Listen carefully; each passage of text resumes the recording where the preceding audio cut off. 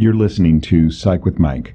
For more episodes or to connect with the show with comments, ideas, or to be a guest, go to www.psychwithmike.com. Follow the show on Twitter @PsychWithMike or like the Facebook page @PsychWithMike. Now, here's Psych with Mike. Famous last words.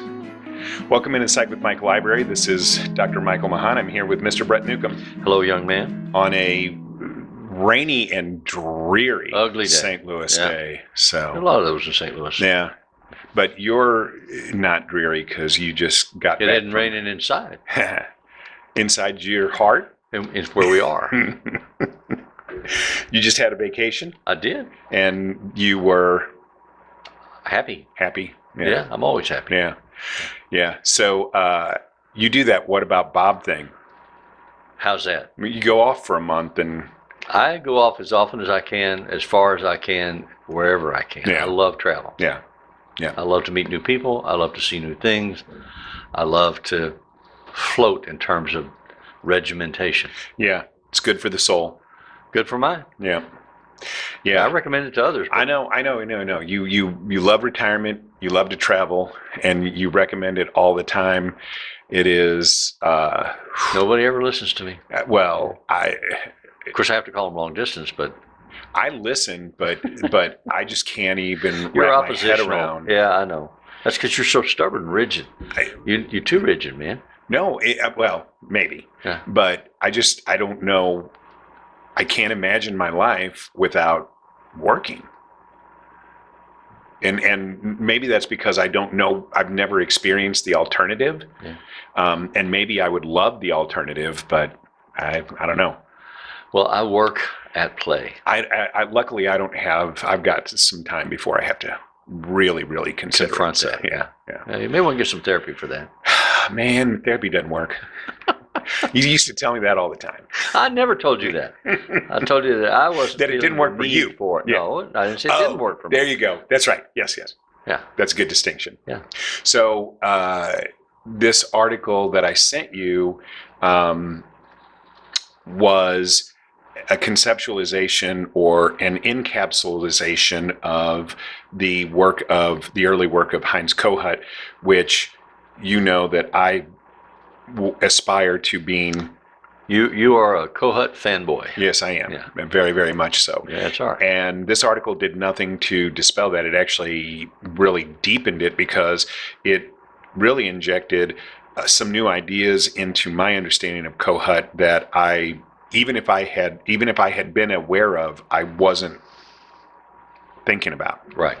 Well, my understanding of the article is that it starts with Kohut being widely respected, elected to the international presidency of the Psychoanalytic Foundation as a classic Freudian analyst who was trained in that field, was experienced and respected in that field, wrote in that field.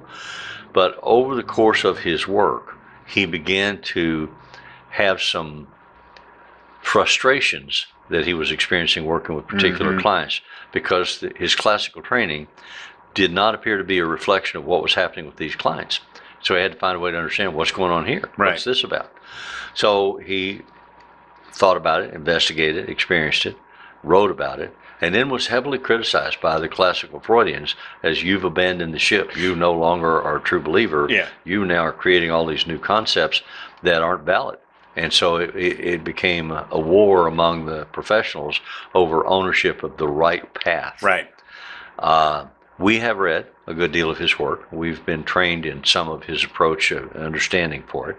And we find it to be useful. And before we turned on the video, we were talking, and I was saying I think his work contributed significantly to the evolution of the field of counseling as a distinct field from psychoanalysis or psychiatry. There are an immeasurable number of people in the world who need counseling, who have fundamental survival issues with depression and anxiety and relationship problems that don't need and can't afford classic Freudian psychoanalysis.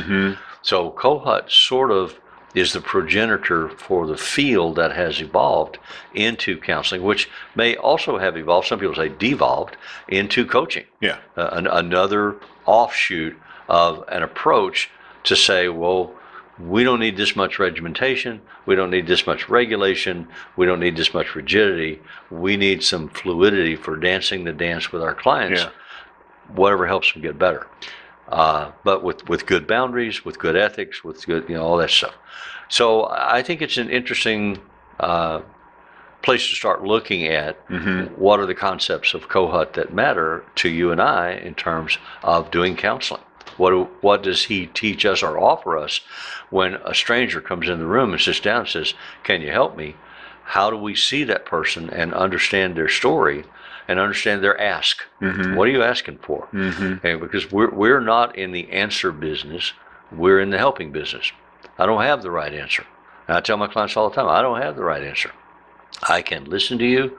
I can make every effort that's possible for me to do to hear and understand you accurately, and then reflect that back to you in what I call the safe holding environment, where we can take out any ugly part of you that you're aware of and want to look at, want to share, and you can see if it's rejected, if I'm hostile, if I'm angry, if I'm disappointed, or if I just care about what you're sharing with me, and trying to understand why and how that hurts you or your life, so that I can reflect back to you. It seems, if I'm hearing accurately, this is where things are going awry. And we were talking about that, whether or not you can attribute something, a concept, an idea to one person. Like, this is the first person to do this. One of the things that Kohut did was to espouse the injection of what we now call empathy into the psychoanalytic model, which certainly is anathema to everything that psychoanalysis stands for. So psychoanalysis means or promotes the idea that the person doing the analyzing, tabula rasa, R-A-Z-A, which blank slate. So you sit behind the client, they can't see you. It means you don't bring any of your personality. You don't talk about your kids. You don't talk about, I went on vacation last week. Yeah. You don't have books and magazines around that have meaning to you for your client to look at and go, because then they will have what they perceive as an angle in to be unique to you. And if I know that you see 30 people a week, how am I going to stand out from those 30? Right. How am I going to be the most important client that you have, the most interesting client you have, the most troubled client that you have, the one that you care the most about? Because that matters to me. I want to know. I need that affirmation that I'm important to you and that you are attending to me, and you're going to give me all the energy that I need from you because I come here to get it. Right. It's like filling up a bank account. And so we recently did a podcast on how much self-disclosure should a therapist engage in. Yeah, that's part of the question. When you think of psychoanalytic model, you don't think of the therapist giving the client any of that information. You would never self-disclose in the classic psychoanalytic model. Well, we've talked a couple of podcasts recently this year about a book that's very popular this year, made the bestseller list. Maybe you should speak to someone. And it's a book that's written by a therapist about her life circumstances requiring her to go to therapy, and her discovery that being a client is so much different than being the therapist in terms of the emotional needs and fragility that you experience, in terms of the questions you have about your provider. Why does he wear those clothes? Does he wear other clothes when he's not here? Does he dress dramatically differently? Is his hair different when he's not at work? Does he have children? What kind of car does he drive? What movies does he like to see? Does he go to the concert? So you invest all this curiosity in this person that becomes important to you, that you want to know about, and you run up against the issue of boundaries. Yeah. And as a professional provider herself, she's describing what her experience is and how it shocks her awareness. And then she's translating that into, this must be what my clients experience when they come to see me. It makes it much more human. Yeah. And so I think you would agree with this, but I'm going to say this and then you tell me if you disagree. Always. In a classic psychoanalytic model, the they would be called a patient, not a client. The Right. patient. It's a medical model. Most of them Right. are psychiatrists, medical doctors. So the patient would not get the sense, unless the patient projected that through transference onto the therapist, would not get a sense that the therapist cared about them. Classically, the way I understand it, the psychiatrist sits behind the patient. The patient lays on the couch. The psychiatrist sits behind them so that the patient can't see them or read their body language. Right. They have essentially a sterile office, a mass-produced, generic office, not personalized, and they don't indulge in any personal conversation. They don't reveal anything of themselves. They listen to the client, and they say, and for a long time they don't say anything. It's like, tell me more. Can you say more about that? And then when they've spent enough time, and part of the theory is that when you come into psychoanalysis, that you have a lot of just garbage that floats in the top of your head that needs to just come off the top. It's like literally throwing away the garbage. And so you just self-reflect and say whatever comes into your head. Yeah. But when that dissipates, then important themes begin to show up in the sharing that you're doing. Right. And that's when the therapist, the psychiatrist, makes an interpretation. And they generally interpret in terms of what they call transference and projection. You are transferring onto your imagination of them as a person certain fundamental things that were put in you by what they call the object, your mother figure.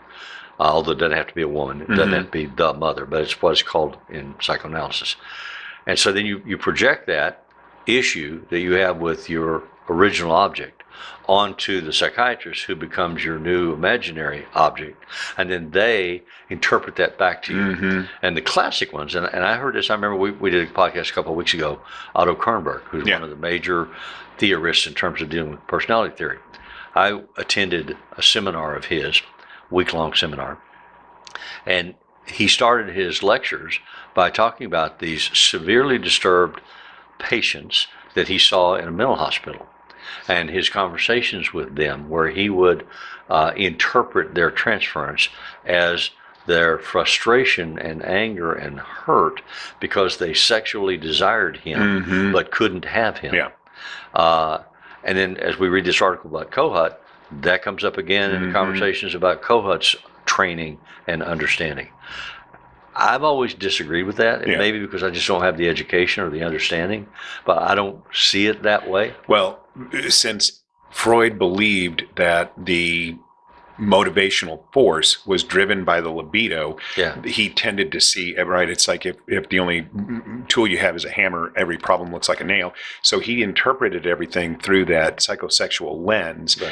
You know, his daughter Anna changed that a little bit, and they saw the motivation coming from the ego. That's what generated that motivational drive.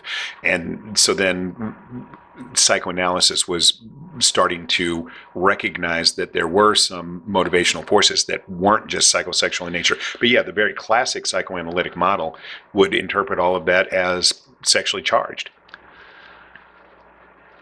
And the Freudian approach is to say that's dangerous, because if you're a male, you're going to compete for your mother's attention with your father, who could be so big and powerful he could destroy you.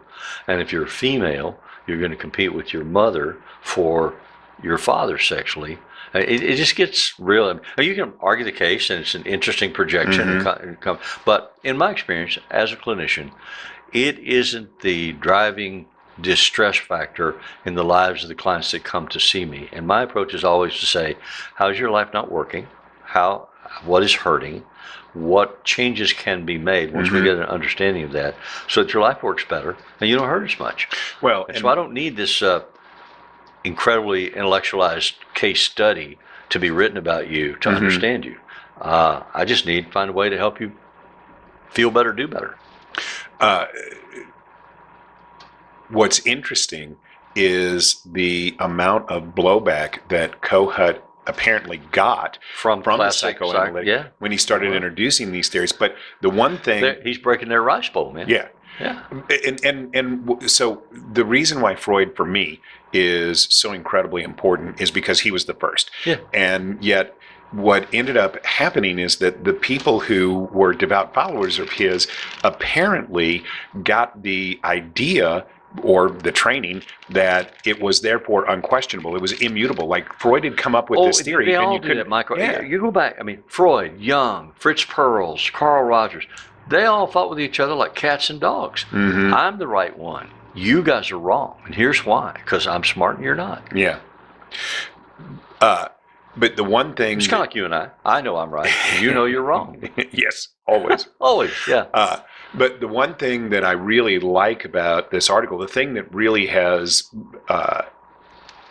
made a difference for me is what you started talking about, the idea that empathy is really the difference between psychoanalytic model and what we now consider coaching or psychotherapy. The creation of the safe holding environment. Yeah. Not the neutral blank wall that you just go in and stand in front of until eventually there's some kind of reflection. The safe holding environment allows me as a client the opportunity to come in and look in the mirror of your reflection. And Kohut talks about that. He talks about mirroring and the importance of mirroring. You need to mirror me accurately for me to have the sense of being accurately seen. Yeah. Not judged, not controlled, not forced, but seen. And so I tentatively test that. It's like a can-can dance. I'll show you a little thigh and see how you respond. I'll show you two thighs and see how you respond. I'll tell you a secret that I'm ashamed of or frightened of or embarrassed by and see how you respond. And you have to reflect back to me, this is what I'm hearing. As I hear it, this is what I'm feeling. And I need to know, am I understanding you accurately? Yeah. Did I get it? If I don't get it, tell me again. So, because I'm ready to be wrong. I'm so ready to be wrong. I need to understand you. So tell me again. So let's go to the break, and when we come back on the other side, we'll break down what this article actually says. Right. Hey, Brett, if you were going to tell somebody to check out something on the internet to help them with their mental health, what would you tell them? I tell them, listen to Psych with Mike. Why would you tell them that? Because it's probably one of the most easily listenable experiences you can have that will give you information that's useful for a whole spectrum of concerns that people have. I agree, and I have actually been told that by at least a dozen people, several of whom were not married to me, and some of them didn't even know me. That's amazing. That is amazing. When we get that kind of feedback from people, it is so incredibly humbling and overwhelming for me. It is for both of us. Yeah. So we really appreciate it, and as always, if it's Friday, it's Psych with Mike. Okay, we're back, and if empathy is the difference between classic psychoanalytic model and what we now know as therapy or psychotherapy, and Kohut was starting to talk about that, talk more about mirroring. So what is mirroring? As I understand it, mirroring is my capacity to reflect back to you with no variation or minimal variation how you experience yourself. Mm-hmm. This is what's going on inside you. You are feeling angst, remorse, fear, sadness, frustration, anger, hunger, whatever it is. Right. And this is how you understand where it comes from. This is because again, so many clients will come in and will spend their entire session talking about their frustration with someone else in their life. Mm-hmm. My mother, my brother, my sister, my boss. Why are they doing this to me? They do this and they do that and they do. And then the two of you sit and indulge about, well, why might they be that way? Well, maybe your boss is having trouble at home and maybe he's worried about this or maybe he's worried. That's a total waste of time. Mm-hmm. The focus has to be on you and how you're experiencing what you're experiencing. Right. So if I'm mirroring you, then I'm able to pull it back and say, that's really interesting. We can talk about Billy Bob all day long, Right. but Billy Bob's not you. How does that impact you? If it's right and if it's wrong, how does that impact you? But additionally to that, in addition, the You'll get there. we Dramatically. practice mirroring Yeah. in therapy in 100,000 different ways. Well, that sometimes probably it's a lot physical. of people. You cross your legs, I cross my legs. You breathe, I don't breathe. even know. Right. Because we've talked about this so many times that if a client, It's a kinesthetic mirroring, yeah, as in addition to a psychological mirroring. a lot of times therapists will adapt the language and the cadence of their speech to Neuro-linguistic be in- programming, Yeah. NLP. Well, but neuro-linguistic programming at its core is Right. really just mirroring. Right, absolutely. And so you can put a lot of fancy labels on it, Yeah. but it all goes back to this idea that Kohut was Well, talking yeah, the about. dollar store example of that is if you come in and you talk, everything is about computers, then I want to create analogies about how computers work. Right. If you come in and talk about being a cross-country truck driver, then I want to use analogies and references about being on the road and what you experience on the road and what it's like to drive. And you know, if you come in as a cowboy, I want to try. And so I need to listen because I don't know that stuff. But if I listen to you, you'll tell me. And if I reflect or mirror it accurately back to you, then you have the sense of being seen, and that quiets you. Well, so then if the therapist mirrors the client, Yeah. then what happens is that when the therapist decides to make an intervention, then the client will also mirror the therapist. Because we've talked 100 times. If you've got a client who's talking 1,000 miles a second and you start to talk very quietly and very slowly, the client slows down. Yeah. So they start to then mirror the therapist, and that's the power of mirroring. That's, for me, that's why we engage in that process, is because so we mirror the client to create this sense of connection, this empathetic connection, so that then when we make an intervention, the client is more likely to respond to that. Well, an offshoot of that is we used to do a lot of parenting workshops and talking to parents about parenting a distraught child, an infant in particular, that if they're crying and hysterical and carrying on, if you quietly soothe them and speak to them in a slow, soft, gentle voice while you pat them, they'll calm down most of the time. And in those times when they don't, then there's something else going on. You have to figure out. Right. But that's a mirroring strategy. Right. But if you, on the other hand, the child is throwing a tantrum and you start screaming at them, stop, knock that off, I'll give you something to cry about. It can be traumatic. It can be abusive. Yeah. But you are mirroring back to the child their own sense of out of controlness. Right. And then that creates instability and unsafety. Yeah. So mirroring in the very early stages from birth to 2 years is the establishment of fundamental foundational emotional regulation. The infant is looking to the external world for examples of how to regulate emotion, because we're not born knowing how to do that. Yeah. And so if that process is bad, if it's incomplete, if it's malignant, then that's something that the child internalizes, and now the child's ability to emotionally regulate is severely impaired, and that can last the rest of the child's life. Lifetime. Yeah. I really liked, I just want to touch on this because it's apropos of nothing, but in the article, Kohut was born in Vienna, so he was a contemporary of Freud's, and he was like walking around, and he never met Freud, but he saw him all over town. Saw him all over town, which I thought feels so much like, because I remember what it was like when you were following me around. Absolutely. And I followed you everywhere before I got up the courage to say, hey, you want to hang out sometime?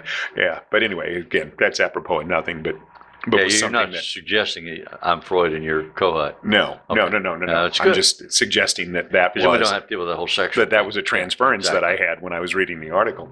But what I found interesting was that the way that this process unfolded for Kohut is that he had a client who insisted that he attend to her completely 100% without fail. Even if he tried to make an intervention, she would correct him, say, "You're not attending to me. You're not attending to me. I need you to attend to me." And so his original...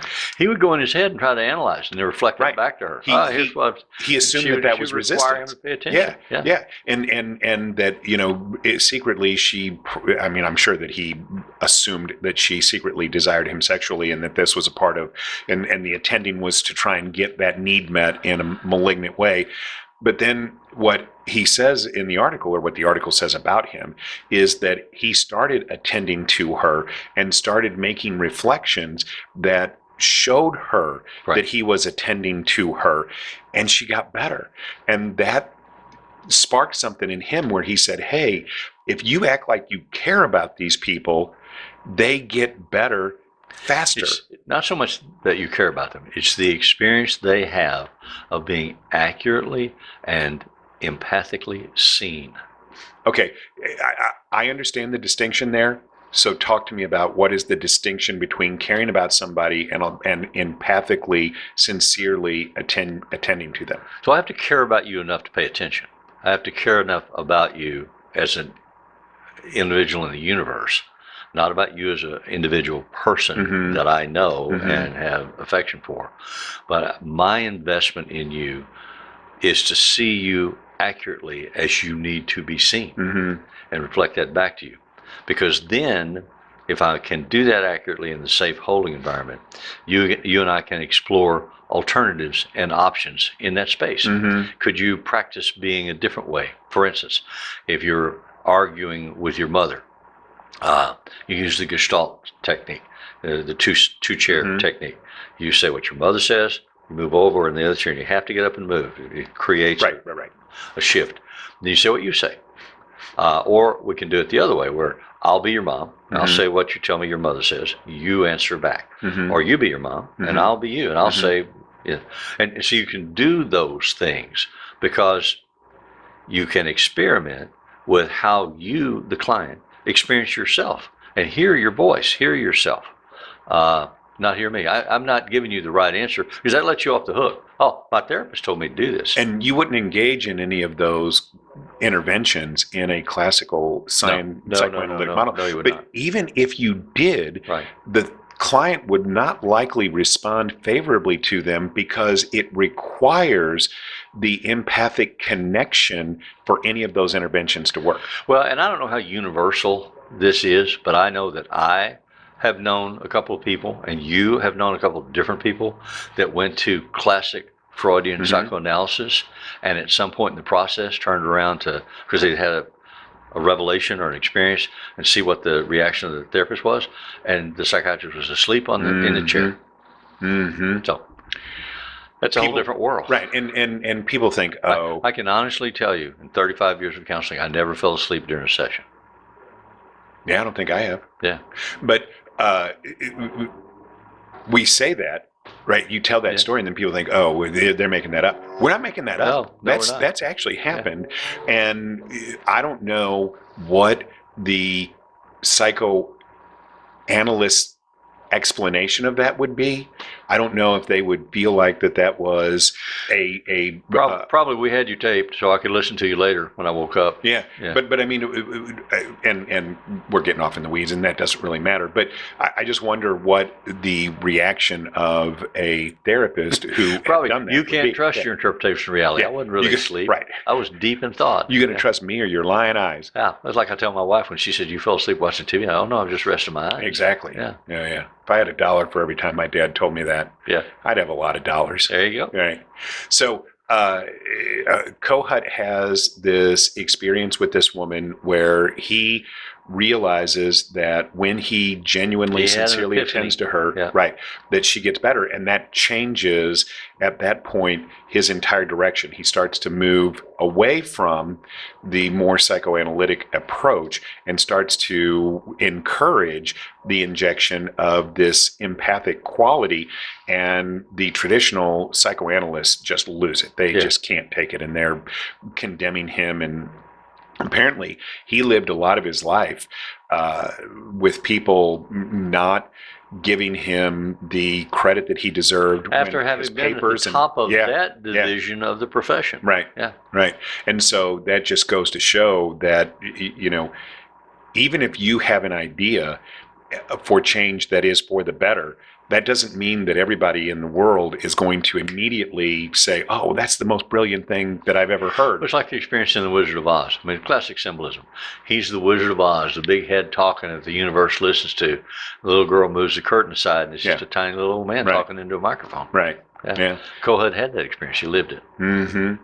So just to wrap up in a nutshell then, my initial infatuation with Kohut was based on his explanation of emotional regulation, which is based on mirroring, idealization, and twinship. So he said that the child, the infant, has to be mirrored. They have to be attended to appropriately and seen and reacted to appropriately.